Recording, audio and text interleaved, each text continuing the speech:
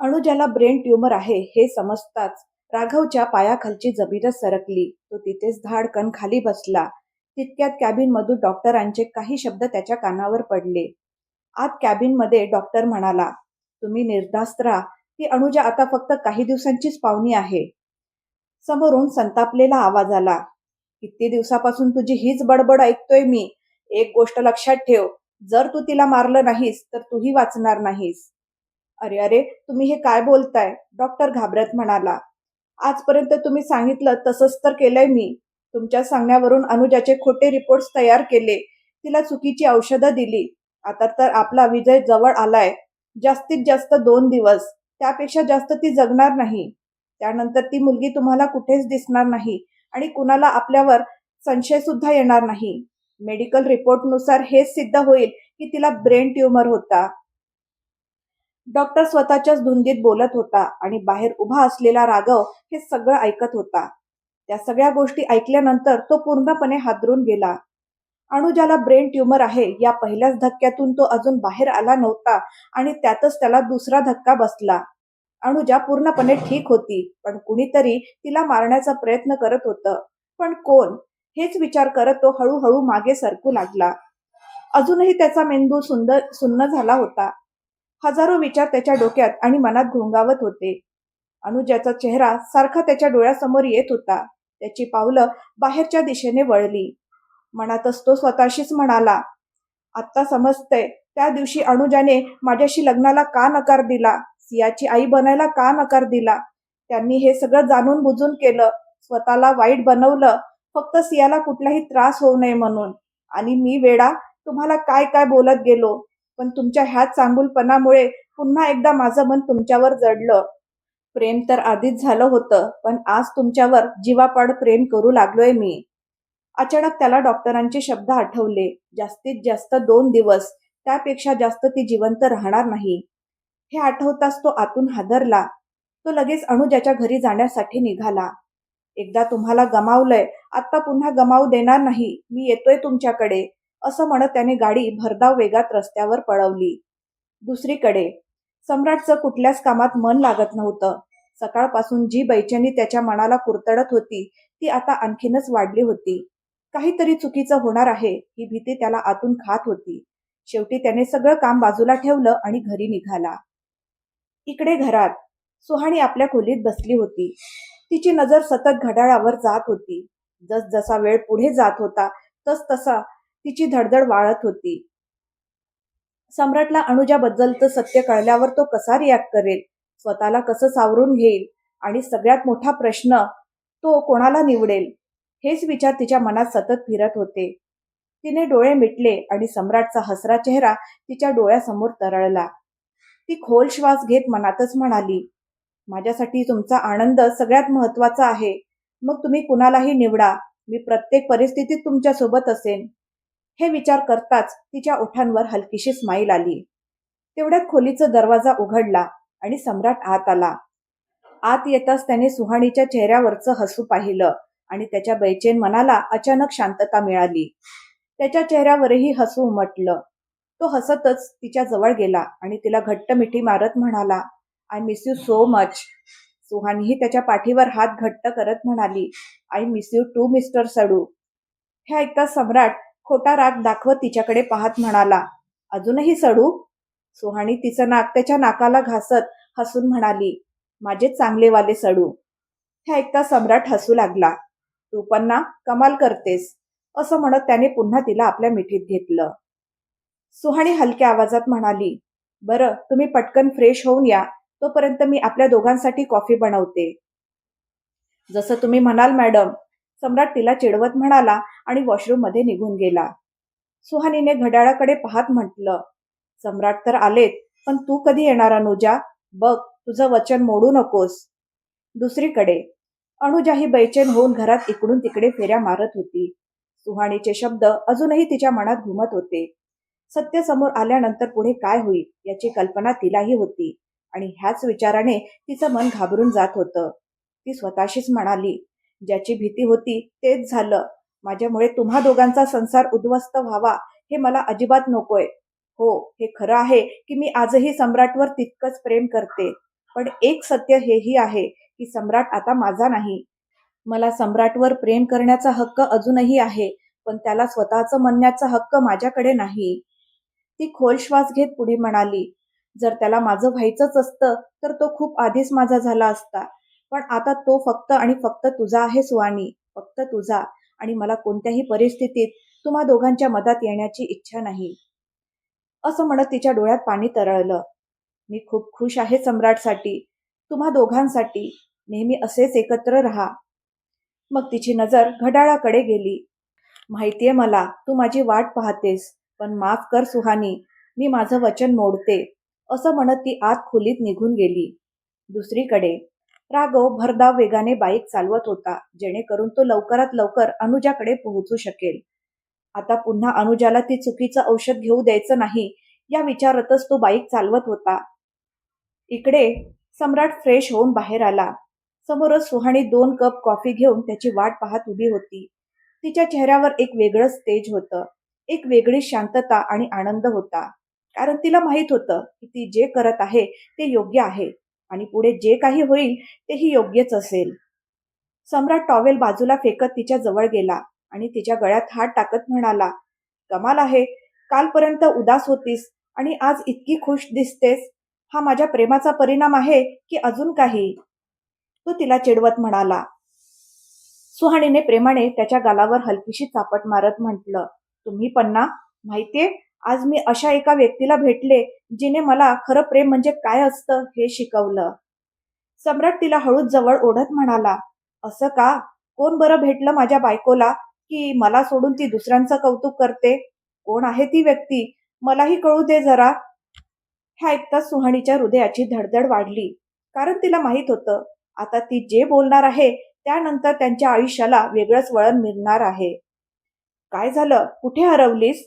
सम्राट तिच्या समोर चुटकी वाजवत म्हणाला.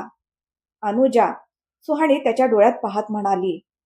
अनुजाचं नाव ऐकताच सम्राटच्या कपाळावर आठ्या उमटल्या. तो अजूनही समजून घेण्याचा प्रयत्न करत होता की सुहाणी नेमकं काय बोलते. सुहाणीने त्याच्या चेहऱ्यावरचे बदलते भाव ओळखले. ती त्याचा चेहरा आपल्या हातात घेत हलक्या आवाजात म्हणाली, तुमची अनुजा. हे ऐकताच सम्राटच्या चेहऱ्यावरील भाव पूर्णपणे बदलले. त्याने रागाने सुहाणीला स्वतःपासून दूर करत विचारलं, वेळ लागले का तुला? काय फालतू बडबड करत आहेस तू?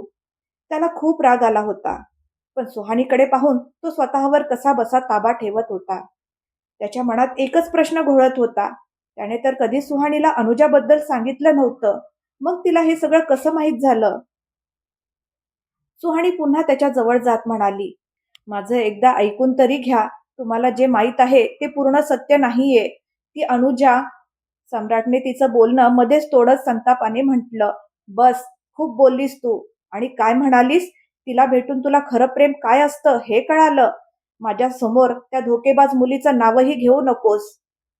ती धोकेबाज नाहीये, सुहानी ठामपणे म्हणाली. सम्राटचा राग आता 7व्या आसमानावर पोहोचला होता.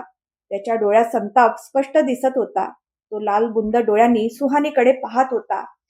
सुहानीही त्याच्याकडेच पाहत होती. ती काही बोलण्यासाठी ओठ हलवणार इतक्यात सम्राट संतापाने म्हणाला, मला काहीच ऐकायचं नाही. असं म्हणत तो बाहेर जाण्यासाठी वळला. पण आज सुहानीनेही ठरवलं होतं, काहीही झालं तरी सम्राटला संपूर्ण सत्य सांगायचंच. ती मागून मोठ्याने म्हणाली, अनुजाने तुम्हाला कधीच धोका दिला नाही. तिने तुम्हाला जे काही सांगितलं होतं ते सगळं खोटं होतं. तिला ब्रेन ट्यूमर आहे. ती एका दमात सगळं बोलून गेली. शेवटचं वाक्य ऐकताच सम्राटची पावलं जागीच थबकली. तिला ब्रेन ट्यूमर आहे, हे शब्द त्याच्या कानात घुमू लागले. तो हळूहळू मागे वळला आणि सुहानीकडे पाहू लागला. जणू त्याने काहीतरी चुकीचं ऐकलं आहे असं त्याला वाटलं. त्याच्या नजरेत एकच प्रश्न होता, तू काय म्हणालीस? सुहाणीही डोळ्यात अश्रू घेऊन त्याच्याकडे पाहत होती. ती त्याच्याकडे जात म्हणाली, हे खरं आहे, तिला ब्रेन ट्यूमर आहे. तिची इच्छा नव्हती की तिच्या जाण्यानंतर तुम्ही तुटून जावं, म्हणून तिने तुम्हाला खोटं सांगितलं. स्वतःला तुमच्या नजरेत वाईट बनवलं, फक्त तुम्ही आयुष्यात पुढे जावं म्हणून. सुहानी हळूहळू त्याच्या जवळ जात बोलत होती आणि जसजशी ती सत्य सांगत होती तसतसं सम्राटचं हृदय तुकडे तुकडे होत होतं. काही क्षणात संपूर्ण सत्य त्याच्या समोर उभं राहिलं. असं सत्य ज्याची त्याने कधीही कल्पना केली नव्हती. त्याचा मेंदू सुन्न झाला होता. तो स्वतःला भूतकाळात जाण्यापासून रोखू शकत नव्हता. त्याला आठवलं, शेवटच्या वेळी तो अनुजाला भेटायला गेला होता. तेव्हा तिने त्याला सांगितलं होतं की ती त्याच्यावर प्रेम करत नाही, फक्त टाइमपास करत होती. पुढच्या क्षणी त्याला अनुजासोबत केलेलं स्वतःचं वागणं आठवलं. तिच्यावर काढलेला राग, अगदी तिच्यावर हात उचललेला तो क्षणही. त्याने घट्ट डोळे मिटले, पण तरीही 2 अश्रू त्याच्या गालावरून ओघळले. त्याला इतकं असह्य कधीच वाटलं नव्हतं. त्याला काहीतरी बोलायचं होतं, पण काय बोलावं हेच समजत नव्हतं. शब्दच सापडत नव्हते. सुहाणी त्याचं दुःख, त्याची वेदना, त्याची तगमग सगळं अनुभवत होती. ती मनातच म्हणाली, या क्षणी मी तुम्हाला सावरलं नाही तर तुम्ही पूर्णपणे तुटून जाल आणि मी ते होऊ देणार नाही. ती त्याच्या जवळ गेली आणि रडत म्हणाली, ज्यावेळी अनुजाला तुमची सर्वात जास्त गरज होती, त्यावेळी तिने तुमच्या आनंदासाठी स्वतःला तुमच्यापासून दूर केलं. पण अजूनही उशीर झालेला नाही. तुम्हाला तिच्याकडे जायला हवं. तिला तुमची गरज आहे. सम्राट पाणवलेल्या डोळ्यांनी तिच्याकडे पाहत राहिला. सुहाणी हलकसं हसत म्हणाली, काहीच विचार करू नका. योग्य अयोग्य, चांगलं वाईट काहीही नाही. फक्त तुमच्या मनाचं ऐका. माझ्याकडून तुम्ही पूर्ण मोकळे आहात सम्राट. मनावर कुठलाही भार ठेवू नका आणि तिच्याकडे जा. मी तुमच्या सोबत आहे. असं म्हणत तिने आपलं डोकं त्याच्या छातीवर टेकवलं आणि घट्ट डोळे मिटले. पण सम्राटचे हात मात्र खालीच लोंबत राहिले. दुसरीकडे अनुजाने ठरवलं होतं, काहीही झालं तरी ती सम्राट आणि सुहाणीच्या आयुष्यात पुन्हा कधीच येणार नाही. हा विचार करत ती खोलीत गेली. तिने कपाट उघडलं आणि त्यातून झोपेच्या गोळ्यांची एक बाटली बाहेर काढली. सगळ्या गोळ्या तिने आपल्या तळ हातावर ओतल्या. डोळ्यात पाणी आणत ती म्हणाली, मला माफ कर सुहानी. मी माझं वचन तोडते आणि कधी ना कधी माझ्या संपणाऱ्या या आयुष्याला मी आत्ताच माझ्या हाताने संपवते. असं म्हणत ती गोळ्या खाणार इतक्यात कुणीतरी तिच्या हाताला जोरात धक्का दिला. क्षणात सगळ्या गोळ्या खाली विखुरल्या. तिने दचकून वर पाहिलं तर समोर राघव उभा होता. तो तिच्या जवळ आला आणि तिचे दोन्ही खांदे पकडून तिला हलवत म्हणाला, वेड लागले का तुम्हाला? काय करत होतात तुम्ही? स्वतःला संपवत होतात, पण का? अनुजा जोरात ओरडली, हो हो, मी स्वतःला संपवत होते, कारण मला मरायचं आहे. या निरर्थक आयुष्याचा मला कंटाळा आलाय. थकले मी. हे ओझं वाहून वाहून थकले. माझं मरणच योग्य आहे. माझ्यामुळे खूप काही चुकीचं होणार आहे, म्हणून माझं मरून जाणंच योग्य आहे. अनुजाला काहीच भान नव्हतं की ती काय बोलत होती आणि काय नाही, किंवा असं म्हटलं तरी चालेल की आता ती काहीही समजून घेण्याच्या अवस्थेतच नव्हती. राघव तिच्या जवळ गेला आणि तिचा चेहरा आपल्या हातात घेत म्हणाला, नाही अनुजा, नाही. हे बरोबर नाहीये. प्रत्येक समस्येचं समाधान असतं. तुम्ही फक्त स्वतःला सावरा. स्वतःला संपवणं ही काही बहादुरी नाहीये. तो खूप प्रेमाने बोलत होता, कारण त्याला माहित होतं की या क्षणी अनुजाला खूप सारं प्रेम आणि काळजीची गरज आहे. अनुजाने त्याचे हात आपल्या चेहऱ्यावरून दूर करत म्हटलं, काहीच ठीक होणार नाही. माझ्या समस्याचं काहीच समाधान नाहीये. तुम्ही मला समजून घेत नाही आहात. राघव मध्येच पुन्हा तिचा चेहरा आपल्या हातात घेत म्हणाला, समजून तर तुम्ही घेत नाही आहात. कुणीतरी आहे जो तुमच्याशिवाय राहू शकत नाही. अनुजा आपल्या अश्रू भरल्या नजरेने त्याच्याकडे पाहते. तिचे 2 अश्रूंचे थेंब राघवच्या हातावर पडतात. तिचे अश्रू पाहून त्याचं मन करत होतं की तिला घट्ट आपल्या मिठीत घ्यावं, पण अजून तो हक्क त्याच्याकडे नव्हता. तो तिला सत्य सांगणार इतक्यात बाहेरचं वातावरण खराब झालं. जोरदार वाऱ्यासोबत मुसळधार पाऊस सुरू झाला. दोघंही खिडकीतून बाहेर पाहू लागले. चमकणारी वीज आणि गडगडणारे ढग एखाद्या वादळाच्या येण्याचा इशारा देत होते. त्याचवेळी अनुजाचं हृदय जोरात धडधडू लागलं. सम्राट आजूबाजूला असल्याची जाणीव तिला होऊ लागली. तिचा श्वास जड झाला. हेच तर तिला नको होतं, सम्राट समोर येणं. नाही, हे नाही व्हायला पाहिजे होतं. हे नाही व्हायला पाहिजे होतं. हे तू काय केलं सुहानी? बडबडत ती मागे मागे जाऊ लागली. राघव हैराण झाला होता. अचानक अनुजाला काय झालं हे त्याला समजत नव्हतं. सम्राट जवळ येत असल्याची जाणीव वाढतच होती. तिच्या डोळ्यातून सतत अश्रू वाहत होते. ती आपल्या खोलीतून हळूहळू चालत मेन गेट कडे गेली, जे आधीपासूनच उघडं होतं. वाढलेल्या धडधडीसोबत ती गेट जवळ पोहोचली. राघवही तिच्या मागे गेला, हे पाहण्यासाठी की अनुजाला नेमकं झाले तरी काय. अनुजा अजून 2 पावलाच्या अंतरावर होती तेवढ्यात तिला दारात उभा असलेला सम्राट दिसला, जो पूर्णपणे भिजलेला होता. अनुजाचे पाय तिथेच थबकले. कित्येक महिन्यानंतर दोघं एकमेकांना पाहत होते. दोघांचेही डोळे ओले होते. खूप काही सांगायचं होतं दोघांना एकमेकांना, पण सुरुवात कुठून करावी हे कोणालाच समजत नव्हतं. खास करून सम्राटला. अनुजाला काय बोलावं हेच त्याला सुचत नव्हतं. त्याच वेळी सम्राटच्या मागे उभी असलेली सुहाणी त्याच्या खांद्यावर हात ठेवते. सम्राट तिच्याकडे पाहतो. सुहाणी आपल्या डोळ्यांनीच त्याला हसत अनुजाकडे जाण्याचा इशारा करते. सम्राट आत येतो. त्याची पावलं जड झाली होती. मनही जड झालं होतं. तो अनुजा जवळ जातो. काही बोलण्यासाठी आपले ओठ हलवतो, ज्याच्यासाठी त्याने खूप हिंमत गोळा केली होती. मला माफ कर, एवढंच तो म्हणाला होता की अनुजा मध्येच म्हणाली, काही बोलू नको, काहीच बोलू नको. त्यावेळी जे योग्य होतं तेच तू केलंस. आता माफी मागून मला लाजवू नकोस, प्लीज. सम्राट थोडा अजून तिच्या जवळ गेला. खरंच आज मी तुझ्यासमोर खूप छोटा झालो आहे. किती वेळा होतो मी. तू माझ्यावर इतकं प्रेम करतेस की माझ्या आयुष्यासाठी तू स्वतःला वाईट बनवलंस. इकडे हे ऐकताच राघवच्या पायाखालची जमीनच सरकली. अनुजा दुसऱ्याच कोणावर प्रेम करते हे ऐकून त्याच्या हृदयाचे एका क्षणात हजारो तुकडे होतात. इतकंच नाही तर त्याच्या डोळ्यातही पाणी दाटून येतं. हीच अवस्था सुहाणीचीही होती. तिने स्वतःला खूप मजबूत बनवलं होतं, पण शेवटी ती तीच निरागस सुहाणी होती, जिचं प्रेम आधीही अपूर्ण राहिलं होतं आणि आजही तसंच होत होतं. अनुजाच्या अश्रूंचा बांध फुटतो आणि ती सम्राटच्या गळ्यात पडून रडू लागते. एका क्षणासाठी सम्राटही तिला आपल्या छातीत सामावून घेतो. का नाही सांगितलंस मला काहीच? इतकी मोठी गोष्ट माझ्यापासून का लपवलीस? सम्राट रडत म्हणाला. दोघांचेही अश्रू थांबत नव्हते. सुहाणीलाही खूप वेदना होत होत्या, पण तिने कसा बसा स्वतःवर ताबा ठेवला होता. तिला फक्त सम्राटचा आनंद हवा होता, आणखी काही नाही. सम्राट आणि अनुजा दोघेही अश्रूंमधून आपल्या मनातलं दुःख बाहेर काढत होते. दोघांचंही मन हलकं झालं होतं. सम्राट हलकेच अनुजापासून दूर झाला आणि तिचा चेहरा आपल्या हातात घेत म्हणाला, तुला काहीही होऊ देणार नाही मी, समजलं ना तुला? अनुजा सम्राटकडे पाहते. तिच्या डोळ्यात सम्राटसाठी अथांग प्रेम होतं, जे सुहाणी आणि राघव दोघांनाही स्पष्ट दिसत होतं. राघवला जे प्रेम अनुजाच्या डोळ्यात स्वतःसाठी पाहायचं होतं, ते प्रेम त्याला दिसलं खरं, पण दुसऱ्याच व्यक्तीसाठी. त्याच्या मनावर काय बीतत होतं हे फक्त त्यालाच माहीत होतं. मग त्याने स्वतःला सावरलं आणि डोळ्यातील पाणी पुसत म्हणाला, माझं ऐक अनुजा, खूप महत्वाची गोष्ट आहे आणि ती तुमच्या आयुष्याशी संबंधित आहे. हे ऐकताच अनुजा, सम्राट आणि सुहाणी तिघेही त्याच्याकडे पाहू लागले. तू तू कोण आहेस? सम्राटने विचारलं. मी राघव, अनुजाचा मित्र. ज्या क्लिनिकमध्ये त्यांच्यावर उपचार सुरू आहेत, मी तिथेच काम करतो. तो पुढे म्हणाला, उपचार नाही करत तो डॉक्टर, तो त्यांना फसवत आहे. अनुजाला ब्रेन ट्यूमर नाहीये. त्या डॉक्टराने खोटं सांगितलं आहे. उलट चौकीची औषधं देऊन तो त्यांना मारण्याचा प्रयत्न करत आहे. राघवने एका दमात सगळं सांगून टाकलं.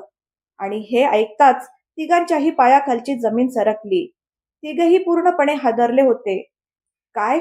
सम्राट आश्चर्याने म्हणाला. जणू त्याने काहीतरी चुकीचं ऐकलं आहे असं त्याला वाटलं. मी खरं बोलतोय. हे सगळं मी स्वतःच्या कानाने ऐकलं आहे. त्यानंतर राघव त्यांना एक एक गोष्ट सांगू लागला की कशा प्रकारे अनुजाची फाईल त्याच्या हातात आली आणि मग त्या डॉक्टरांचं कोणाशी तरी फोनवर बोलणं, सगळं काही. जसजसा राघव बोलत होता तसतसं सगळ्यांच्या डोळ्यात आश्चर्य वाढत होतं. थोड्याच वेळात संपूर्ण सत्य सगळ्यांसमोर आलं. हे ऐकून सम्राट प्रचंड संतापला. इतका मोठा धोका, इतकं मोठं षडयंत्र, तेही अनुजाला मारण्यासाठी. एक मिनिट, सुहाणी अचानक म्हणाली. सम्राट, अनुजाने सांगितलं होतं ना की ज्या दिवशी आपलं लग्न झालं त्याच दिवशी तिला ब्रेन ट्यूमर असल्याचं समजलं. म्हणजेच कुणीतरी असं आहे ज्याला तुम्हा दोघांचं लग्न व्हावं असं वाटत नव्हतं. बोलता बोलता सुहाणी थांबली. सगळं ऐकल्यानंतर अनुजा तिथल्या तिथे धमकन सोफ्यावर बसली आणि म्हणाली, आता समजतंय. औषधांशिवाय मला बरं वाटायचं, पण औषधं घेतली की. तिघेही फक्त एकमेकांकडे पाहत राहिले. सम्राट म्हणाला, पण तो आहे तरी कोण? त्यावर राघव म्हणाला, हे तर तो डॉक्टरच सांगू शकतो. तो अजूनही क्लिनिकमध्येच असेल. आपल्याला तिथे जायला हवं. हो, लवकर चला. असं म्हणत चौघेही बाहेरच्या दिशेने निघाले. चालत चालत अचानक अनुजाला चक्कर आली. ती डगमगली, पण ती पडण्याआधीच सम्राटने तिला सावरलं. राघवचेही हात अनुजाला पकडण्यासाठी पुढे आले होते, पण त्याआधी सम्राटने तिला आधार दिला होता. राघवचे हात हवेतच थांबले. तू ठीक आहेस ना? सम्राट तिला आपल्या बाहूमध्ये सावरत म्हणाला. सुहानीने एक नजर दोघांकडे पाहिलं, मग आपला चेहरा वळवून ती बाहेर निघून गेली आणि पावसात भिजू लागली. कुठेतरी राघव तिची वेदना समजत होता, कारण तोही त्याच वेदनेतून जात होता. सम्राट अनुजाला सावरतच बाहेर घेऊन आला. चौघही मुसळधार पावसात डॉक्टरच्या क्लिनिककडे निघाले. आज पाऊसही थांबायचं नाव घेत नव्हता. सम्राट गाडी चालवत होता. राघव त्याच्या बाजूला बसला होता. अनुजा आणि सुहानी मागे बसल्या होत्या. गाडीतल्या आरशातून अनुजा आणि सम्राट एकमेकांकडे पाहत होते, तर सुहानी आणि राघवची नजर त्यांच्यावर होती. मग दोघांनीही आपले चेहरे वळून बाहेर पाहायला सुरुवात केली. थोड्याच वेळात ते सगळे क्लिनिकमध्ये पोहोचले आणि घाईघाईने आत गेले. सम्राट मनात म्हणाला, आज त्या माणसाचा शोध लावल्याशिवाय राहणार नाही, जो अनुजाला मारू इच्छितो. राघव सगळ्यांच्या पुढे होता. त्याच्या मागे सम्राट आणि त्यांच्या मागे सुहानी व अनुजा. अनुजाला खूप घाबरल्यासारखं होत होतं. तिने अचानक सुहानीचा हात घट्ट पकडला. सुहानीनेही तिचा हात घट्ट धरून घेतलं. इकडे चला, राघव पुढे जात म्हणाला. पुढच्या क्षणी ते डॉक्टरांच्या कॅबिन बाहेर उभे होते. राघवने दरवाजा उघडला. चौघही आत गेले, पण आत जाताच अनुजा आणि सुहानीच्या तोंडून किंकाळी बाहेर पडली. राघव आणि सम्राटही हादरले होते. समोर जमिनीवर रक्ताच्या थारोळ्यात डॉक्टरचा मृतदेह पडला होता. स्पष्ट दिसत होतं की त्याचा खून झाला आहे. सगळ्यांचंच डोकं सुन्न झालं होतं. राघव म्हणाला, हे सगळं कसं झालं? आता कसं कळणार की अनुजाला मारणारा कोण आहे? सम्राट म्हणाला, म्हणजेच कुणीतरी आहे जो आपल्यावर नजर ठेवून आहे, ज्याला आपल्याला खऱ्या गुन्हेगारापर्यंत पोहोचू द्यायचं नाही. तो रागाने पुढे म्हणाला, पण मीही सम्राट सूर्यवंशी आहे. त्या माणसापर्यंत पोहोचल्याशिवाय राहणार नाही. त्यानंतर त्याने पोलिसांना फोन केला. पोलीस आले. चौकशी सुरू झाली. राघवने इन्स्पेक्टरला सगळी गोष्ट सांगितली की डॉक्टर अनुजाला मारण्याचा प्रयत्न करत होता. काही वेळ पोलीस सगळ्यांची चौकशी करत राहिले. मग इन्स्पेक्टर सम्राट जवळ येत म्हणाला, तुम्ही काळजी करू नका सर, आम्ही लवकरच खऱ्या गुन्हेगाराला पकडू. बॉडी पोस्टमॉर्टमसाठी घेऊन जा आणि क्लिनिक सील करा, असं सांगून पोलीस तिथून निघून गेले. अनुजाला काहीच समजत नव्हतं. तिच्या मनात फक्त एकच विचार सुरू होता, आता सम्राट काय निर्णय घेणार? हेच विचार करत ती बाहेर ठेवलेल्या एका बाकावर जाऊन बसली. सम्राटही थकलेल्या पावलांनी बाहेर आला आणि त्याची नजर समोर बसलेल्या अनुजावर गेली. तो तिथेच उभा राहून तिच्याकडे पाहत राहिला. अनुजाने किती काही सहन केलं होतं, आणि कोणासाठी? फक्त आणि फक्त त्याच्यासाठी. आणि बदल्यात त्याने तिच्यासोबत काय केलं? तिला नाकारलं, तिला दूर लोटलं. इतकंच नाही तर तिच्यावर हातही उचलला. राघव आणि सुहाणीही त्याच्या मागून बाहेर आले. सुहाणीची नजर सम्राटवर गेली. तिने त्याच्या नजरेचा पाठलाग केला तर तिला दिसलं की तो एकटक अनुजाकडे पाहत आहे. सम्राटच्या नजरेत किती बेचैनी होती, किती तडप होती, हे सुहाणीने ओळखलं होतं. ती तिथेच उभी राहून सम्राटला भर भरून पाहत राहिली. माझा आनंद तर तुमच्या आनंदातच आहे सम्राट, मनात म्हणत ती सम्राट जवळ आली आणि काहीही न बोलता त्याचा हात पकडून त्याला अनुजाकडे घेऊन गेली. तिच्या असं करण्याचं राघवलाही आश्चर्य वाटलं. तो तिच्याकडे पाहत मनात म्हणाला, तुम्ही जे करत आहात सुहानीजी, त्यासाठी खूप हिंमत लागते. जेव्हा तुम्ही तुमच्या प्रेमासाठी स्वतःचं प्रेम त्यागू शकता, तर मी का नाही? इकडे सुहाणी सम्राटला अनुजा जवळ घेऊन गेली आणि त्याला तिच्या शेजारी बसवलं. सम्राट आणि अनुजा दोघही आश्चर्याने तिच्याकडे पाहत होते. सुहाणी अनुजाचा हात सम्राटच्या हातात देत म्हणाली, माझ्याकडे असं पाहू नका, मी फक्त तेच करते जे योग्य आहे. हे तर आधीच व्हायला हवं होतं. मीच उगाच तुम्हा दोघांच्या मध्ये आले, पण आता नाही. जे चुकीचं झालंय ते आता योग्य होईल. अनुजाच्या डोळ्यातून अश्रू वाहत होते. सम्राटची ही अवस्था काही वेगळी नव्हती.